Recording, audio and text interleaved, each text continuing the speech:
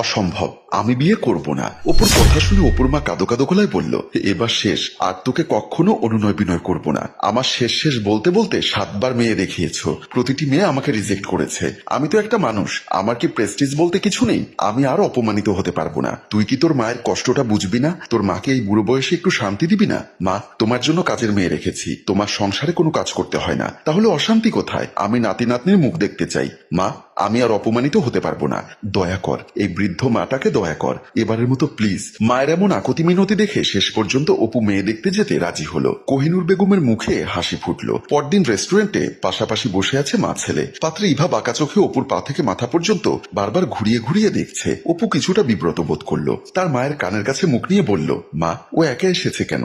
ওর কি মা বাপ নেই? কোহিনুর বেগম অপুর কানের কাছে মুখ নিয়ে বলল, আছে, তারা গ্রামের বাড়িতে গেছে, সেজন্য মেয়ে একা এসেছে। ইভা দুজনের কানাকানি দেখে বলল, আন্টি, আপনার ছেলেকে নিয়ে আসেননি? উনি কি আপনার ভাই হয়? কথাটি শুনে অপুর মেজাজ গরম হয়ে গেল। কোহিনুর বেগম ভেবাচাকা খেলেও বুঝে সে বলল, ওই আমার ছেলে অপু। ইভা আবার উপর থেকে পা থেকে মাথা পর্যন্ত দেখে অবাক চোখে তাকিয়ে বলল, আন্টি, আমার মনে হয় আপনার ছেলে যদি সঠিক সময় বিয়ে করত তাহলে আমার মতো একটা মেয়ে থাকতো। কথাটা শোনার সাথে সাথে অপু বসা থেকে দাঁড়িয়ে গেল। কোহিনুর বেগম অপুর হাত ধরে টান দিয়ে বসালো। অপুর রাগে চোখ লাল হয়ে গেছে। কিছু মনে করো না মা, আসলে অপুর অল্প বয়সেই চুল দাড়ি পেকেছে। আমি মনে করলেও কি আর না করলেও কি, বয়স তো আর লুকিয়ে রাখা যায় না। আব্বু আম্মু রেস্টুরেন্টে দেখা করতে বলেছিল, তাই দেখা করতে আসলাম। আমার মনে হয় আমার বয়সের সাথে আপনার বয়স যায় না, আপনি তার চেয়ে কোনো বয়স্ক ডিভোর্সি বা বিধবা মহিলাকে বিয়ে করতে পারেন। বলে ইভা বসা থেকে দাঁড়িয়ে রেস্টুরেন্ট থেকে বের হয়ে গেল। অপুর আগে ফুসফুস করতে করতে বলল, মা, দয়া করে আমার জন্য বয়স্ক ডিভোর্সি অথবা বিধবা খোঁজ করো। আর কোনো কথা না বলে রেস্টুরেন্ট থেকে বের হয়ে গেল।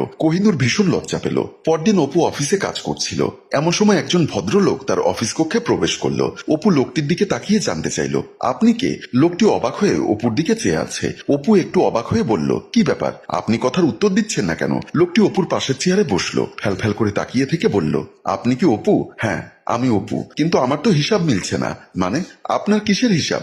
ঘটক বলল ছেলে ভালো চাকরি করে। সেটা ঠিক আছে, ছেলে দেখতে শুনতে উঁচা লম্বা ফর্সে এবং খুবই স্মার্ট, সেটাও মোটামুটি ঠিক আছে, কিন্তু ছেলে যে বয়স্ক, মাথার চুলদারি সব পেকে সাদা হয়ে গেছে, সেটা তো ঘটক আমাকে বলেনি। এবার লোকটির কথা শুনে অপু বুঝতে পারলো লোকটি হয়তো মেয়ে পক্ষের কেউ, তাই বলল, চা খাবেন? না না, চা খাবো না, আপনাকে তো আমার পছন্দ হয়নি, আপনার চা খাবো না। আচ্ছা ঠিক আছে, তাহলে আসতে পারেন। আপনি তো বেয়াদব আছেন, আমাকে তাড়িয়ে দিচ্ছেন। এখানে বেয়াদবির কি হলো?